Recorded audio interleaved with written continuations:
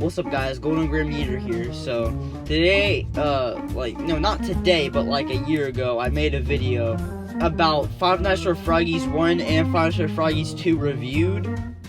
Now, that was almost 2 years ago. And between the 2 years, a huge update came out. So like, a year ago, Five Nights at Froggy's 2.1 update came out. It was like the biggest update the game had ever seen. One of the biggest updates. And then there was another one that came out almost a year ago. Five Nights at Froggy's 4.1, I think it was. So yeah, two of the games got updated. So within this week, I think, between a week and 2 weeks, I'm going to be making videos of Five Nights at Froggy's 1 4.1 review and Five Nights at Froggy's 2 2.1 review. So yeah.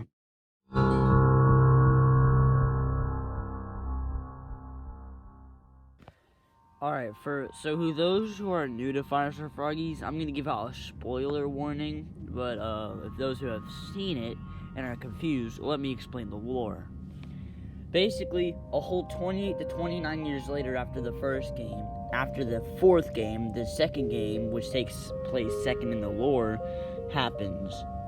On May the 20-something, I forgot, 2004. Basically, you are working as Thomas.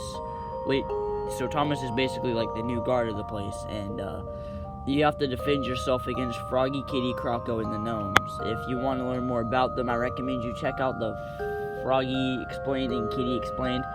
By the way, I'll be doing the gnomes, and I'll be doing those later, Croco and the gnomes.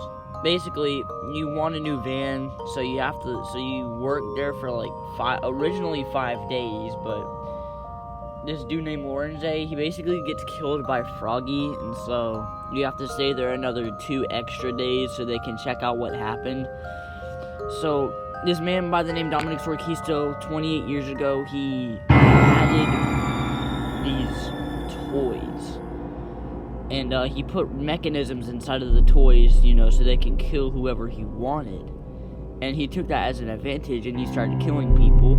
And Thomas had to survive these killing machines for a whole fucking week. But luckily, he made it out alive, and he got his new ass van.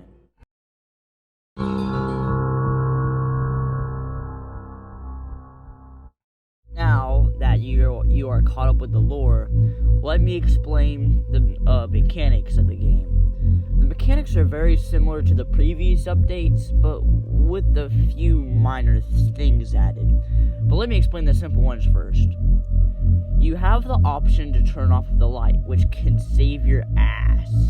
You have the option to turn off the light, and if you want the light to go back on, you're gonna have to get a lighter, not a lighter, but you're gonna have to get some matches and turn on the light using the matches without burning the place, because you could actually burn the place down, believe it or not, if you drop the matches by accident, and the lights will turn on. But you have a limited amount of oil, so use the oil as wisely as possible. You also have a set of cameras that you can use to monitor the place. Unlike the previous updates, the cameras actually are extremely important, as there's these new characters you have to deal with called vandals that try to vandalize the place, and to prevent getting fired, you're gonna have to stop them. Now, there's an alarm panel that you can turn on the cameras that will scare them off. Use the normal alarm though, as for some reason the fire alarm, which I don't know why this is in the game, but the fire alarm causes this loud ass sound that wakes up everyone and gets you fired, so do not turn on the fire alarm, which is the top button. The lower alarm would scare off any vandals within the camera. Vandals are basically these dark silhouettes, so if you see any dark silhouettes and hear any hollering and hollering and loud crashing sounds, those are the vandals damaging the place, and you have to use your alarm. Within a few seconds after turning on the alarm, the vandal should leave. There is also a night vision panel that you can use. However, I don't recommend using it, as it makes the cameras that you go on to slower to use. So yeah, the only advantage I could see with people using it is that you can see better. So, yeah, but you can still hear the vandals showing up. But don't focus on the vandals for too long, as you also have to deal with the main characters themselves. Froggy, you have to turn off the light until he leaves so he doesn't see you. Kitty and Croco, they're a bit different, because they can see you in the dark. So you have to turn on the lights in order to disorient them and make them leave. Kitty will show up by the fireplace, and when you see glowing white eyes, that's her. By the way, Froggy has those red eyes on the bottom right of your screen. Once they leave, you can turn on the light to deal with the others. Croco's a bit different, as you can't see him, you can only hear him growling. So when you hear growling on a specific camera, that's where he's located. But if you hear growling in your office, turn on the light and he'll go away. Wait till the growling leaves so you can turn back off the light. The gnomes are still the same like the others. You just have to wind the music box in order to keep them at bay. And if the music box fails, then they will wake up and rush directly towards your office. You can't stop them from killing you in any way, shape, and or form.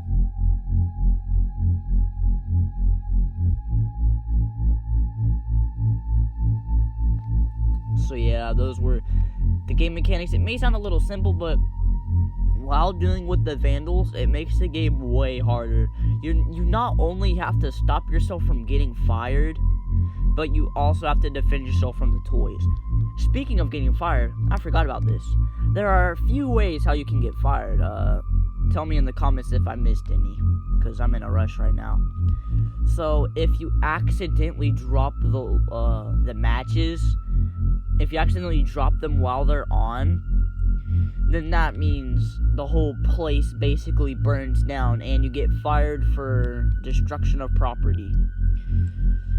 Then the second way how you can get fired is by letting the vandals take too much damage. Once it goes above 50, it's not good, and once it goes over 100, you get fired. I think that's how it goes, because I've never been fired like that before, because I've been really good with dealing with the vandals, so I don't know that. The fire alarm that I mentioned earlier, once that turns on, it wakes up, like, everyone around you. So, yeah, don't let that turn on, because it will wake up everyone instantly, and you'll get fired for loud sounds. This is kind of similar with the fire alarm. Not the fire alarm, the other alarm that scares off the vandals. It's not as loud, so you can use it a lot more, and it's used to scare off the vandals. But if you keep on too many, or if you keep one on for too long, it will wake up the people sleeping, and it will even warn you before that happens. So yeah, I've never got fired before, besides me dropping the match a couple times. But yeah, so don't get fired. Those were all the game mechanics for you. Now let me explain my review over the game.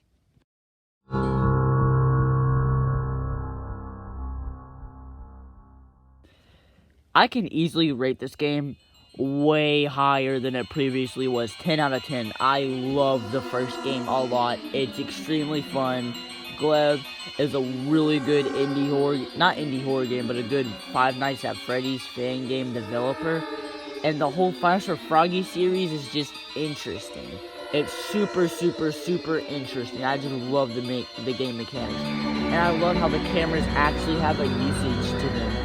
You have to look for vandals and stop them, but you also have to protect yourself from getting killed by the toys.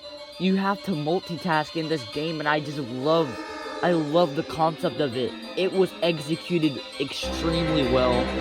Easy, 10 out of 10. All my friends enjoy the series. It's way better than last time. And there's also this secret night that you can access called Daniel's Night. Once you beat like night 6 or night 5, I forgot.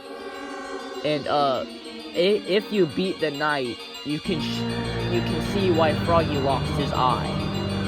Froggy lost his eye because Daniel shot it off with a revolver.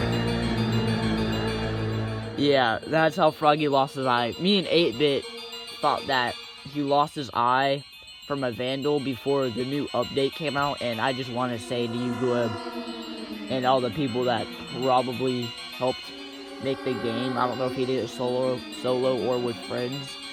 But to all those who helped make the game, including Gleb, thank you.